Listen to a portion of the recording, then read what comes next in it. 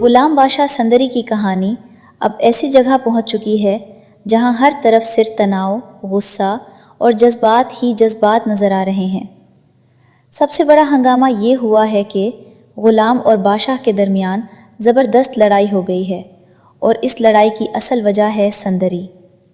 ایک طرف غلام ہے جو کسی بھی قیمت پر سندری کو چھوڑنے کے لیے تیار نہیں، اور دوسری طرف بادشاہ ہے جس کی ضد اب خطرناک حد تک بڑھ چکی ہے۔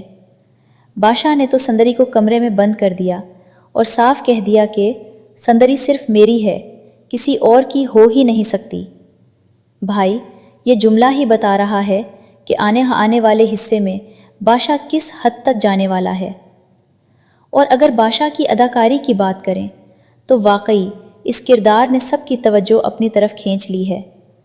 اس کے چہرے کا غصہ، اس کے انداز کی سختی اور سندری کو حاصل کرنے کی دیوانگی، یہ سب کچھ دیکھ کر لگتا ہے کہ یہ کردار اب کہانی کا سب سے خطرناک رخ بن چکا ہے۔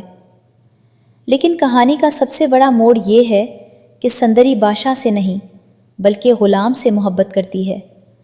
بس یہی بات اب ساری لڑائی کی جڑ بن گئی ہے۔ اب اماں پپو بھی پریشان ہیں کہ آخر کس کا ساتھ دیں۔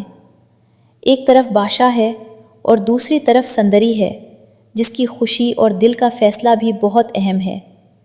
ادھر غلام اور بادشاہ ایک دوسرے پر ٹوٹ پڑتے ہیں، ایک دوسرے کو بے رحمی سے مارتے ہیں، اور یوں لگتا ہے جیسے یہ لڑائی صرف غصے کی نہیں بلکہ محبت، ضد اور حق جتانے کی جنگ بن چکی ہے۔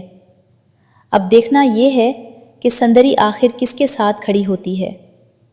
ایک بات تو طے ہے بھائی، آنے والا حصہ بہت زبردست، بہت جذباتی اور بہت ہنگامہ خیز ہونے والا ہے۔ آپ کیا کہتے ہیں؟ کیا سندری کو غلام ملے گا یا بادشاہ اپنی ضد سے بازی مار لے جائے گا؟ اپنی رائے ہمیں ضرور بتائیں۔